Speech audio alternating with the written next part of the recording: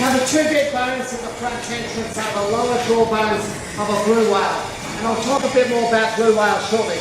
But over here is the skeleton of a sperm whale. Sperm whales live out on the continental shelf, 50 kilometres south of here. The reason why they live out there is because it's very deep water, and also their food lives there as well. They mostly eat giant squid, medium-sized squid, and any large fish that swims past them as they dive. They dive down and use their echolocation to locate their food. They catch them and crush them and usually swallow them whole. In fact, they found an almost intact giant squid in the stomach of one of these whales. It was 8 metres long, and it's a picture of it down in our museum. I'll show you where that is as we go past. Sperm whales are the second deepest divers of all the whales. They can do that by the way they're made up. They've got a thick layer of fat under their skin called blubber. That insulates them against the freezing cold, otherwise their blood would freeze and they would die. Also, their heartbeat slows by 50%, and they cut off the oxygen to most of their body when they dive. But before they dive, they saturate the tissues and muscles with oxygen.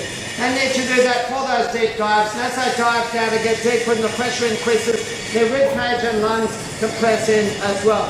Sperm whales can dive under the ocean for 2 hours or more. Normally, they dive for about 35 to 90 minutes, and they normally hunt from 300 metres to 1,000 metres under the ocean. Now there's two types of whales, there's baleen whales and there's toothed whales. The sperm whale is the largest of the toothed whales, and they can grow more than 20 metres long, but this skeleton is only 11 metres long, so it's actually quite small really.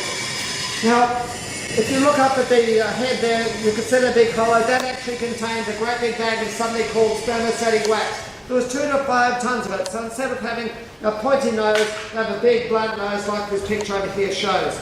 Now if you want to see something a little bit bigger, please come in here with me.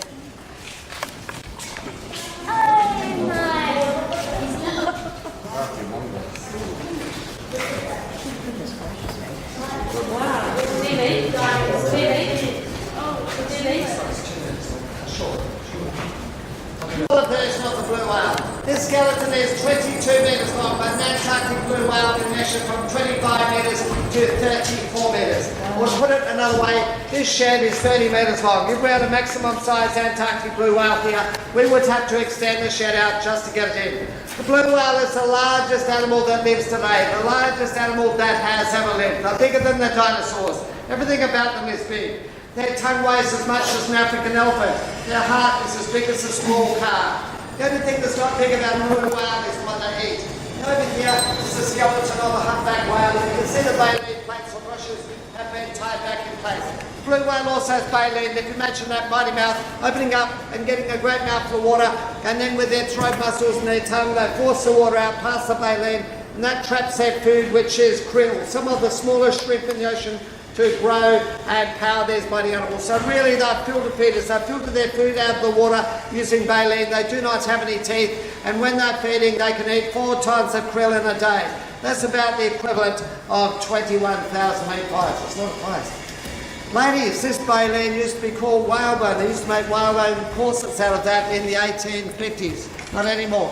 And I'll give you a few minutes to look around, take pictures of whatever you want. You want a picture taken with a big whale. Huh?